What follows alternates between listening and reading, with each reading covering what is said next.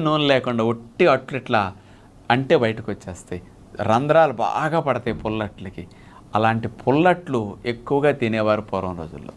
దీనివల్ల మన ప్రేగుల్లో ఇమ్యూనిటీని బాగా పెంచడానికి, జీర్ణక్రియను మెరుగు చేయటానికి, రక్షణ వ్యవస్థని కంట్రోల్ చేయటానికి, హ్యాపీ హార్మోన్స్ని ప్రేగుల్లో బాగా తయారవటానికి గుడ్ బ్యాక్టీరియాలు బాగా ఉపయోగపడతాయి.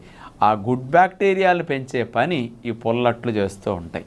అయితే కొంచెం గ్యాసెస్ లాంటివి ఉంటాయి, కానీ పుల్లట్ల వల్ల గుడ్ బ్యాక్టీరియాలు పెరిగి ఈ గుడ్ బ్యాక్టీరియాల ద్వారానే మనలో బ్యాడ్ బ్యాక్టీరియాలు బాగా తగ్గిపోయి ప్రేగుల వాతావరణం హెల్దీగా మారుతుంది.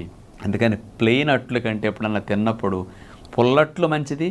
ఈ పుల్లట్లకు వాడే పిండి తెల్లటి బియ్య పిండి, తెల్లటి పిండిలు మంచిది కాదు.